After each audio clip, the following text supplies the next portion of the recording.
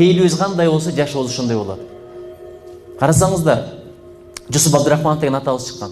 Элестетип көрүңүздөрчү, ошол киши шайлоого койсо, акча берем деп келет беле? Исхак Разаков акча берем деп келет беле? Кыргыздын тарыхында деги эле бай тарыхта калган эмес. Манас атабыз да бай болгон эмес. Курманбек Батыр да бай болгон эмес. Тайлак Батыр да бай болгон эмес. 37 жыл атылып кеткен аталарыбыз да бай болгон эмес. Байлар эми арасында балким чыгаптыр берешендери. Эмне үчүн жашообуз оңолбой атат? Өзүбүз мына экономикабыз боюнча, ички дүң продукциябыз боюнча 187 мамлекеттен 145 орунда турат экенбиз. Адамдык өнүк индекс боюнча 144 орунда турат экенбиз. Дүйнөлүк банк айтып атат, Кыргызстан бай мамлекет эмес, жарды мамлекет деп ачыгын айтып атат. Ортодон төмөн жашагандар аябай көп, жардыларыбыз аябай көп, аз гана адамдарыбыз өтө бай.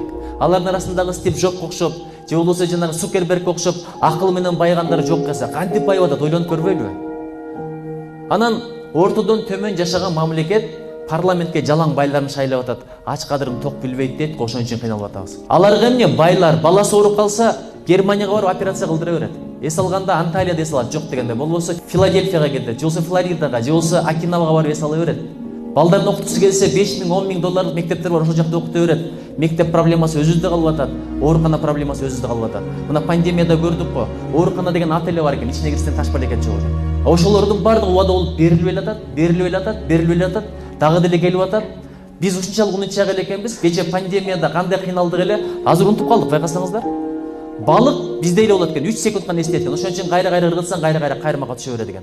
Куш да ошондой экен. Не себептен дегенде кушту дегенде торду жаят, андан кийин жемди таштайт. Ошо азгырылып келип туруп торго түшөт. Торго түшкөн куш жыргамак беле, эмне болмок эле? Же шишкебек болот, же шорпо болот. Же болбосо капаска камалат, же жүнү тутулат. Ошондой болбойлучу. Не себептен дегенде адамдын эң чоң байлыгы ыйманы. Ыйман болбосо жашоодо береке болбойт. Жашоодон адам катары жашабайсың. Карасаңыз, бул дене деген, курсак деген, ашказан деген итте деле бар, питте деле бар, атта деле бар. Бирок ыйман деген, намыс деген, акыл деген бир эле адамда.